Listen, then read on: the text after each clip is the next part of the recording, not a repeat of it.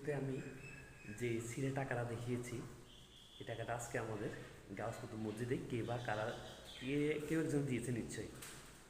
দেখেন ভাই, এই টাকাটা কিন্তু আপনি এখানে না দিলেও পারতেন, সেটা অন্য জায়গায় আপনি ফেলে দিতে পারতেন, বা অন্য কাউকে দিয়ে দিতে পারতেন। কারণ এই টাকাটা দিয়ে আপনি নিজেও জানেন এই টাকাটা ছিঁড়া টাকা, এটা চলবে না। তাহলে আমরা কোন ধরনের মুসলিম হলে আল্লাহর সাথে কিন্তু আমরা মশকরা করতে আসি, মসজিদে আসছি ছেড়ে টাকাটা দিতে। এই টাকাটা হয়তো আপনি এখানে না খরচ করে অন্য জায়গায় খরচ করতেন, বা এটা কিন্তু আপনি এমন কোনো না যে কোনো জায়গা থেকে আপনি খরচ করলে কিন্তু সারা নাস্তা করতে বসলে কিন্তু এর চেয়ে বেশি টাকা যায়। যারা পান সিগারেট খান তাদের তো বেলা তো অন্য কথাই, একটা সিগারেটের দাম আসে আপনার 20-22 টাকা 23 টাকা করে, একদম কম হলো কিন্তু 10 টাকা।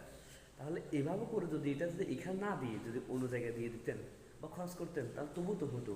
মানে আমরা এমন এক জাতি বা এমন এক মানুষ যারা কিন্তু আল্লাহর মসজিদে এসেও আল্লাহর সাথে হয়তো কেউ মশকরা করতে কিন্তু আমরা দ্বিধাবোধ করি না। এই সেরা টাকাটা কে দিয়েছেন? যারা আজকে গাছ মতো মসজিদে এই সেরা টাকাটা দিয়েছেন, অবশ্যই আপনার নিজেদের কাছে লজ্জা থাকা উচিত। কেন এই টাকাটা এখানে দিয়েছেন?